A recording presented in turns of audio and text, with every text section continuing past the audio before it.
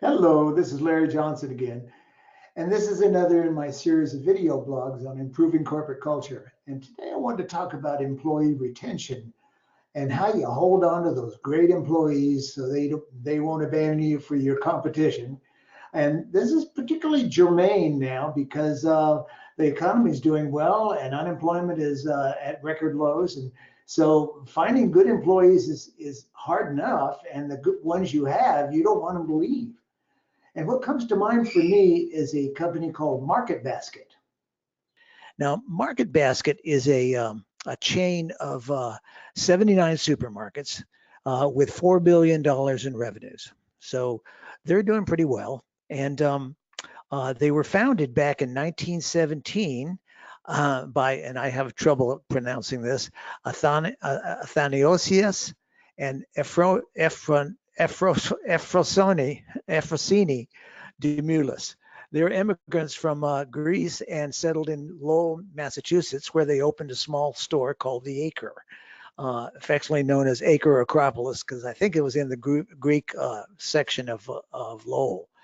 And they just kind of specialized in lamb and pork and sausage and that sort of thing. But they, over the years, they expanded and became this chain of very successful supermarkets. Now, they came to my attention because I came across an article in 2014 in the Boston Globe where the employees had gone on strike. That's never good news when an organization's employees strike. But what was interesting was the reason they were on strike.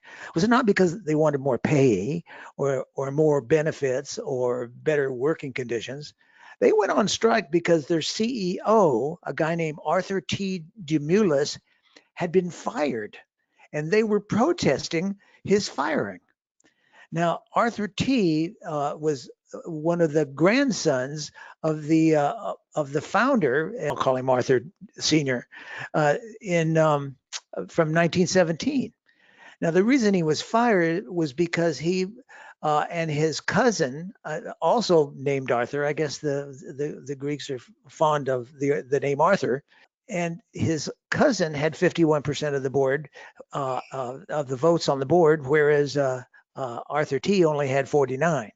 And his cousin was unhappy with Arthur T because they had some surplus funds available, and Arthur D wanted to distribute them to the family members, and Arthur T wanted to distribute these surplus funds to the employees in the form of a bonus. And so they had a fight about it, and Arthur T got fired. And the employees were so upset that they went on strike. And not only did the employees go on strike, but customers came in and joined the picket line to protest the firing of Arthur T. Now, that is loyalty. Can you imagine that for you? Would your employees go on strike if you got fired? Now, part of it was because Arthur T was always looking out for his employees. Obviously, he wanted to distribute the excess funds to them rather than to the family members, which would include him. But he also has this personality that just exudes caring about people. During the strike, according to the Boston Globe, they said, talk to almost anyone on the picket line, and you'll hear a story about Arthur T's famous personal touch, how he checks on his ill workers, asks about kids and spouses, and offers comfort at funerals.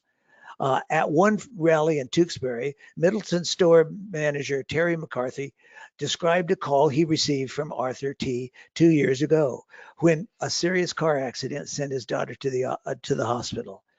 Mr. Demoulas got on the phone call, very reassuring, very professional, like he always is, McCarthy recalled. He said, Terry, is that hospital able to handle her injury? The next question he asked, I'll take to my grave, he said, do we need to move her? Now, is it any wonder that the employees of Market Basket love Arthur T? But more than that, they love the job and they love working there.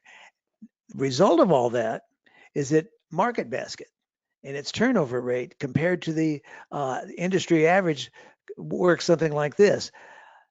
Grocery industry turnover rate on the average is 38.7% in the grocery industry. At Market Basket, the turnover rate is 5%. You know, people love working at MarketBasket. And a big part of that is that the CEO cares about them and they know he cares about them. And that makes all the difference. So you got to ask yourself, are you showing that you care about your employees by sticking up for them, by distributing excess funds to them if you have that opportunity, by inquiring about their relatives and their daughter when their daughter gets in an accident, by being someone who they know is there for them? When you have that kind of a situation, you tend to get employee loyalty. So if you're really interested in retaining great employees, you might want to follow the example of Arthur T. DeMulis. He not only made sure that they got their bonus, but he demonstrated, and he still does to this day, that he really cares about his employees. Now, of course, you have to really care about them. You can't fake it. But then what are you doing to demonstrate it? For Arthur T., it's making sure that he follows up and he knows his employees. He knows them all by name, and they've got several thousand employees. And that he makes sure that he follows up to inquire about their situations, their needs, so that they sort of see him as a father figure. Now, I'm not saying you have to be a father figure, but it doesn't hurt to at least let them know you got their back. So that's our lesson for today. Next week, we'll address another issue around this whole subject of retaining good employees and keeping them on board. Till then, if you need to get a hold of me, and please don't hesitate to call, I'm at 602-943-0985, or you can email me, Larry, at larryjohnsonspeaker.com. Until then, have a good one.